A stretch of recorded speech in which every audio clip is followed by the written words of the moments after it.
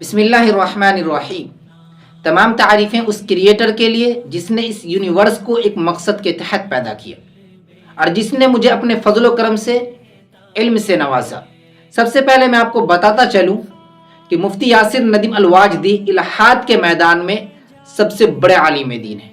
مفتی یاسر ندیم سے بڑے عالم دین الہاد کے میدان میں کوئی بھی نہیں ہے۔ اور آج جو ہمارے مسلم نوجوان چاہے وہ عالم ہو یا غیر عالم ہو الہاد کے میدان میں قدم رکھ رہے ہیں یا جو رکھ چکے ہیں وہ مفتی یاسر ندیم الواجدی کے ہی شاگرد ہیں اور مفتی یاسر ندیم الواجدی صاحب کی ویڈیو دیکھ کر ہی سیکھ رہے ہیں۔ اور بہت سارے نوجوان مفتی یاسر ندیم الواجدی سے ڈائریکٹ جڑ کر علم سیکھ رہے ہیں۔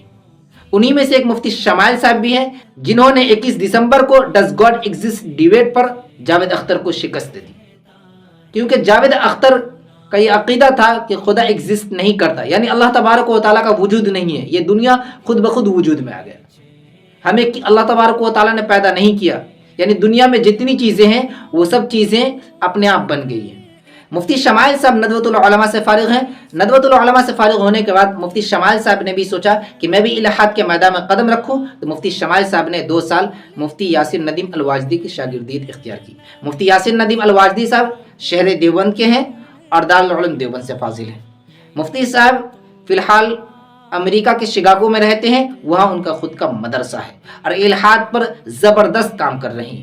اور آج جو ایکس مسلم پیدا ہو رہے ہیں، جو مسلمانوں کو گمراہ کر رہے ہیں، جو بھی اسلام کو بدنام کرنے کی کوشش کرتا ہے، انہیں شرم سے دوچار ہونا پڑتا ہے۔ اسی طرح وہ کلمہ لا الہ الا اللہ پڑھ کر مسلمان ہو جاتا ہے یا وہ پھر اسلام پر بھونکنا ختم کر دیتا ہے۔ میں نوجوانوں سے کہنا چاہوں گا، خاص کر جو مدارس لائن سے تعلق رکھتے ہیں، آپ سے کوئی بھی سوال کر سکتا ہے، کیونکہ یہ سوشل میڈیا کا زمانہ ہے، الہاد و ارتداد کا زمانہ ہے، تو آپ لوگ مفتی یاسر ندیم الواجدی کی شاگردیت ضرور اختیار کریں۔ اگر آپ مفتی یاسر ندیم الواجدی سے تعلیم حاصل نہیں کر سکتے براہ راست، تو آپ ان کی ویڈیو دیکھا کریں، ان سے آپ کو کچھ سیکھنے کو ملے گا۔ کیونکہ اکثر لوگ یہی سوال کرتے ہیں کہ اس دنیا کو اللہ نے بنایا تو پھر اللہ کہاں ہے؟ تو اس کا جواب مفتی یاسر صاحب نے بہترین انداز میں دیا کہ آپ نے کمپیوٹر بنایا، تو کیا آپ کمپیوٹر کے اندر ہے یا کمپیوٹر کے باہر ہے؟ تو آپ کہیں گے بھائی کہ میں کمپیوٹر کے باہر ہوں۔ اسی طرح اللہ تبارک و تعالیٰ نے دنیا بنایا، تو اللہ تبارک و تعالیٰ اس دنیا کے اندر کیسے ہو سکتا ہے بھائی؟ اور بھی بہترین جواب مفتی یاسر صاحب اپنی ویڈیو کے ذریعے نوجوانوں تک پہنچاتے ہیں۔ اور اسی طرح مفتی شمائل صاحب کے بارے میں دعا کریے کہ اللہ تبارک و تعالیٰ ان کی حفاظت فرمائے حاسدوں کی حسد سے، اسی طرح دشمنان اسلام سے، کیونکہ جو بھی اسلام پر کام کرتا ہے اسے ہمارے ہی طبقے کے لوگ کافر قرار دیتے ہیں یا اس پر جھوٹا الزام لگا کر بدنام کرنے کی کوشش کرتے ہیں۔ مفتی شمائل صاحب جیسے ہی ڈیبیٹ میں کامیابی حاصل کیے تو قبر پجاری لوگ بیان ڈالنا شروع کر دیے کہ مفتی شمائل صاحب تو خود کافر ہیں۔ اب بتاؤ، ایک مسلمان لا الہ الا اللہ محمد رسول اللہ پر یقین کرنے والے شخص کو، ایک عالم دین کو، ایک قبر پجاری کافر کہتا ہے؟ کیا اسلامی روح سے، شریعت اسلامیہ کے روح سے یہ جائز ہے؟ جبکہ حدیث ہمیں معلوم چلتا ہے کہ اگر کوئی انسان کسی مسلمان کو، عالم دین تو دور کی بات ہے، کسی مسلمان کو کافر کہتا ہے حالانکہ وہ کافر نہیں ہے، تو کفر دونوں میں سے کسی ایک کی طرف لوٹے گا۔ یعنی اگر وہ جس کو آپ نے کافر کہا ہے وہ کافر نہیں ہے تو کفر آپ کی طرف لوٹے گا۔ اس لیے کبھی بھی کسی مسلمان کو کافر ڈائریکٹ آپ مت کہیے۔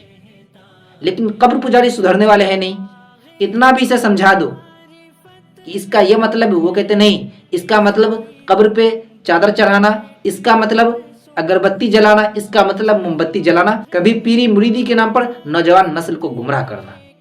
اس لیے میں نوجوانوں سے کہنا چاہوں گا، اس قبر پجاری سے دور رہیے، علم سیکھیے۔